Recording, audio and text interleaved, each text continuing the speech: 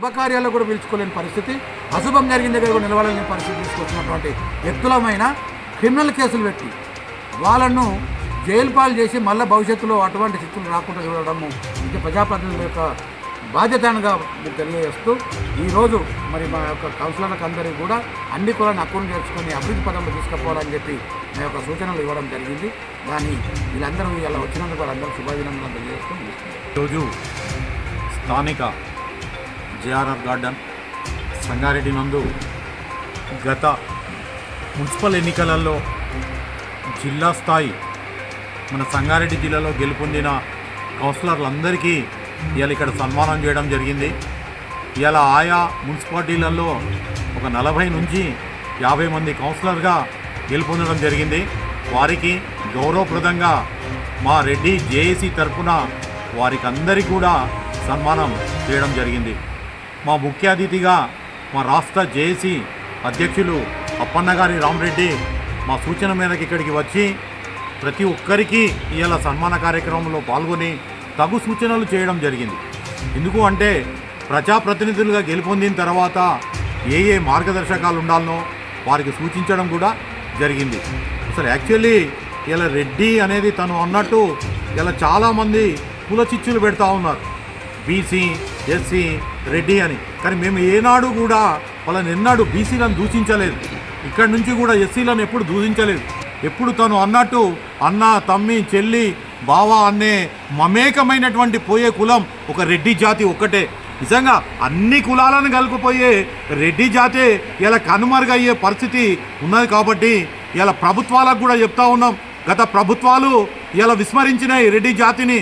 కానీ వారికి ఇలా సంగారెడ్డి చౌరస్తాలో ఇలా దిష్టి బొమ్మను తలగబెట్టి మనకు సమాధానం ఇచ్చి మా రెడ్డి జాతిని ఎప్పుడైతే మీరు ఇలా సంగారెడ్డి జిల్లాలో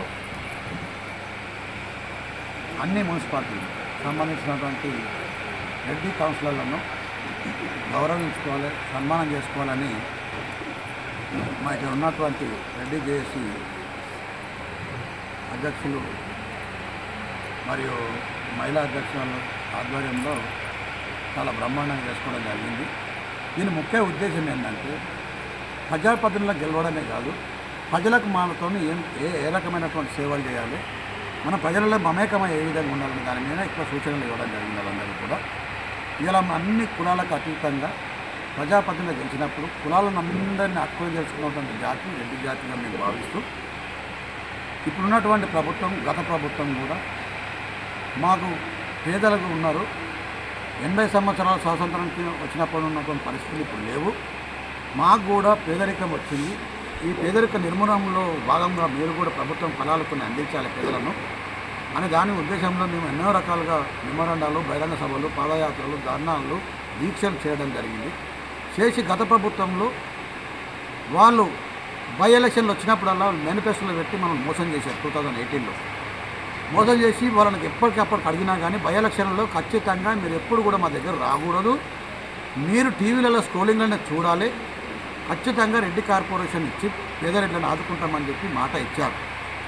కానీ లాస్ట్ తరుణంలో కూడా ఇవ్వకపోవడంతో ఇక్కడనే సంగారెడ్డి చౌరస్తాల్లో కేసీఆర్ గారు దిష్టిబొమ్మ కలిగించి ఈ సంగారెడ్డిలో కేసీఆర్ దిష్టిబొమ్మ కలిగబెట్టి ఇవాళ రాష్ట్రానికి మొత్తానికి ఈ మాట ఇచ్చి మడమ తిప్పనని చెప్పినటువంటి వ్యక్తులు, రాళ్లతో మాట తప్పితే రాళ్లతో కొట్టవలసినటువంటి వ్యక్తులు మాట తప్పినందుకు వాళ్ళు దిష్టిబొమ్మ నలగబెట్టి రాష్ట్రంలో ఉన్నటువంటి ప్రజానికానికి మేము చూయిస్తే రాష్ట్రం లోపల ఉన్నటువంటి ప్రజలు కర్రలు కాల్చి వాతలు పెట్టి ఇలా ఇళ్లలో పంపించారు.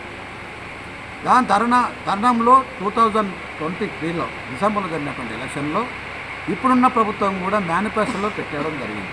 రెడ్డి కార్పొరేషన్ను మేము పరిపాలనకు వస్తే ఇస్తామని చెప్పి మాట్లాడడం జరిగింది. దానిని ఇప్పటి వరకు 2 సంవత్సరాలు గడువస్తున్న ముఖ్యమంత్రి గారి దృష్టికి 10 సార్లు మేము తీసుకుపోవడం జరిగింది. ఇప్పటి ప్రభుత్వము మాకు రెడ్డి కార్పొరేషన్ ఇస్తుందని చెప్పి ఆశాభావం అయితే వ్యక్తం చేస్తున్నాం.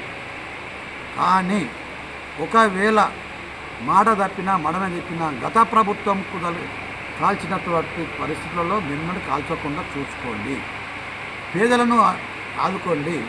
మీరు ఆ రోజు మేనిఫెస్టోలో పెడితే మేము నమ్మలేదు, నమ్మకపోతే ఆ రోజు మీరు భగవద్గీత మీద, ఖురాన్ మీద, బైబిల్ మీద ప్రమాణం చేసి మాకు చెప్పారు. మేము ఈ మేనిఫెస్టోను బైబిల్ గాను ఖురాన్ గాను లేకుండా భగవద్గీతకు మేము చూస్తాం.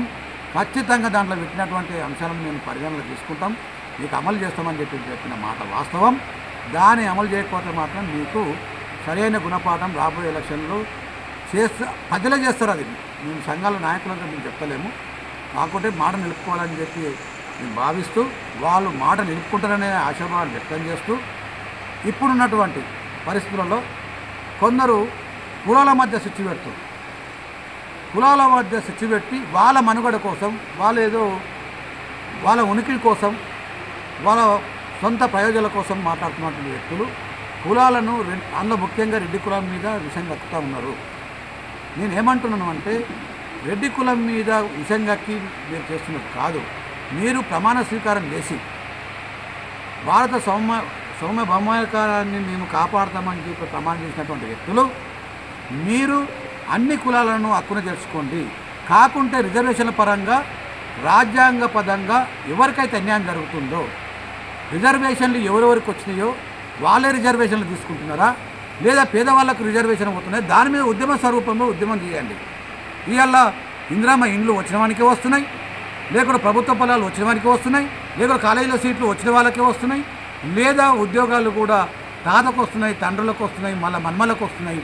కాబట్టి బీసీ కులం లేదా ఎస్సీ ఎస్టీలు కూడా అందులో ఉన్నటువంటి అట్టడుగులు ఉన్నటువంటి పేదలను అందుతున్నాయా లేదా దాని మీద ఉద్యమం తీసుకొచ్చి రాజ్యాంగ మార్పిడి కోసం చేయండి.